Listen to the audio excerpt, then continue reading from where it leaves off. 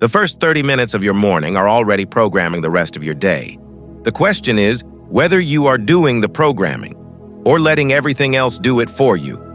Here is what I have come to understand after studying how the most mentally sharp and psychologically grounded people structure their mornings. It has nothing to do with cold plunges, 5-star journaling spreads, or a 16-step routine that requires waking up before the rest of the world exists. It has everything to do with a single question most people never ask before the day begins. What internal state am I bringing into this day? And did I choose it deliberately, or did I just inherit whatever the night left behind? The Stoics built their morning practices around that question with a precision that modern morning routine culture has almost completely missed. Not because the ancient world had better wellness advice, because they understood something about the human mind that the productivity industry has been packaging incorrectly for decades.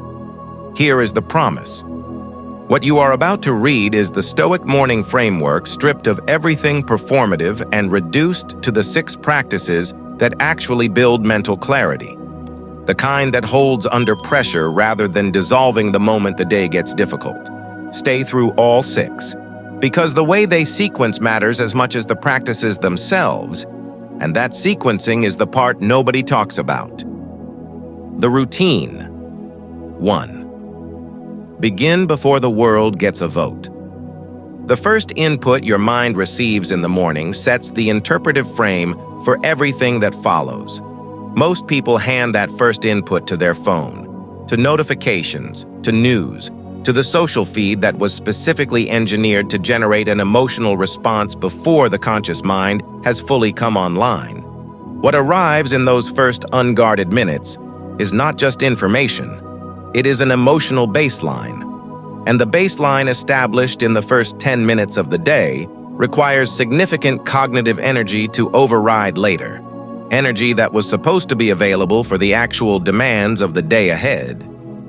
The Stoic practice was to claim the first portion of the morning before any external demand reached it, not to fill it immediately with content or productivity, but to be fully present and awake before the world began making its requests.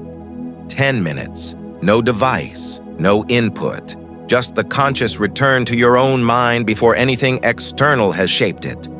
That 10 minutes is not preparation for the day, it is the foundation everything else is built on.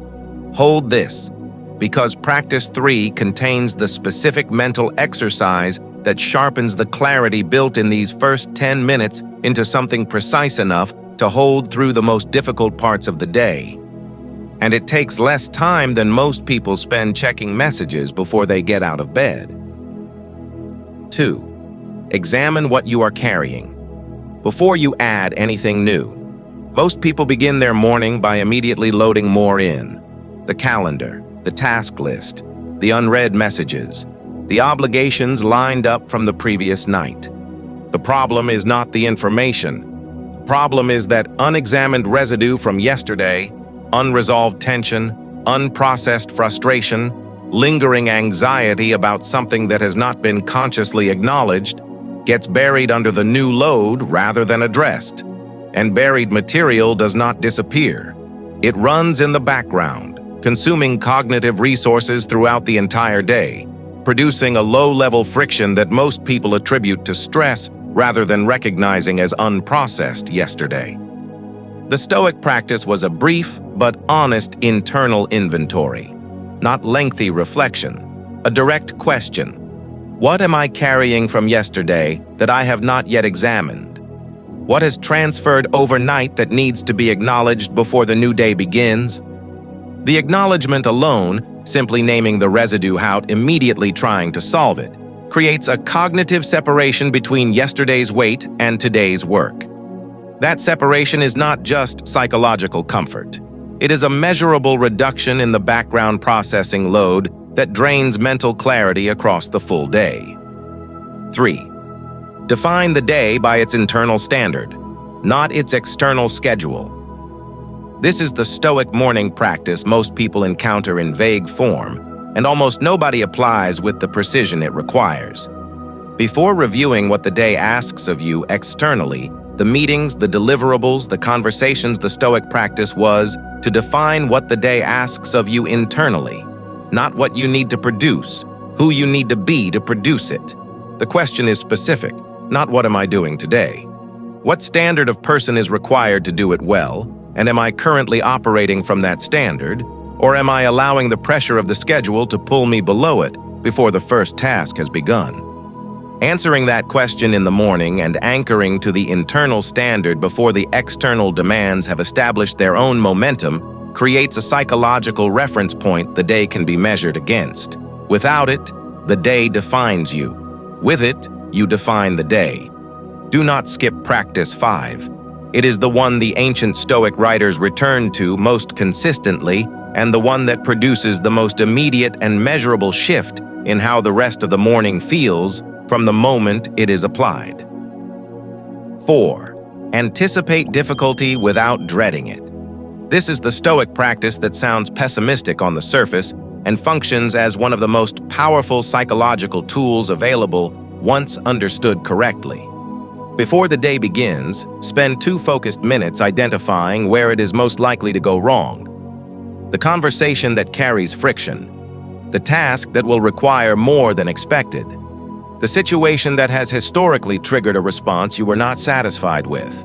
Not to generate anxiety about these things, to remove the shock of them when they arrive. The Stoic understanding was that difficulty experienced without anticipation produces a disproportionate psychological response, not because the difficulty is worse than expected, but because surprise amplifies the nervous system's reading of any event. The mind that has already walked through the difficult version arrives at it prepared rather than ambushed, and a prepared mind responds with a fraction of the emotional cost that a surprised one pays. 2 minutes of honest anticipation in the morning can change the psychological cost of an entire difficult afternoon. 5. Set a single non-negotiable internal commitment for the day. Most morning routines ask you to plan what you will do. The Stoic morning asks you to commit to how you will be. Not 3 values, not a vision statement. One specific, honest internal commitment that applies to this day, given what you know about what this day actually contains. The commitment is precise enough to be testable. Not, I will be patient today, too vague to hold when patience is actually required. More like, I will pause before responding in the conversation this afternoon where I have historically reacted before thinking. That level of specificity creates an internal reference point the conscious mind can actually access in the moment the commitment is tested. Vague commitments dissolve under pressure. Specific ones hold not always, but significantly more often than the alternative of beginning the day without any internal standard at all. One commitment, specific, honest, built for this day's actual conditions. 6. Begin the first task before resistance. Has time to build an argument. This is the practice that connects everything before it to the actual output of the day, and it is the one most morning routines leave out entirely because it is the least comfortable to describe. Clarity built in the morning is not self-sustaining. It has a window, and the size of that window is determined almost entirely by how quickly the first real action follows the final preparation. The Stoic understanding of action was not that it should be effortless. It was that hesitation between readiness and action is never neutral. It is the period during which resistance builds its case, during which the mind that was clear begins negotiating, during which the internal standard set in practice 3 starts to feel optional rather than committed. Begin the first task before that negotiation starts. Not perfectly, not from a state of complete confidence. Just begin from the clarity that the morning built before the gap between intention and action becomes large enough for doubt to move in. The morning routine is not the work. It is the internal condition that makes the work possible at the level it actually needs to happen. Here is the payoff I promised at the beginning. 6 practices. 1 direction. each one addressing a specific point in the morning where mental clarity is either built or surrendered before the day has made its first demand. Claim the mind before external input reaches it. Examine what was carried from yesterday before adding today. Define the internal standard before the external schedule.